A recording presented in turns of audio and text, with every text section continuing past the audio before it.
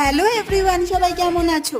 আজ তোমাদের সাথে শেয়ার করতে চলে এসেছি আমার কাটানো একটা স্পেশাল দিনের video. First time cricket match দেখতে যাই, তাও আবার মায়ের সাথে। তাহলে বুঝতেই পারছো দিনটা আমার কাছে কতটাই স্পেশাল ছিল।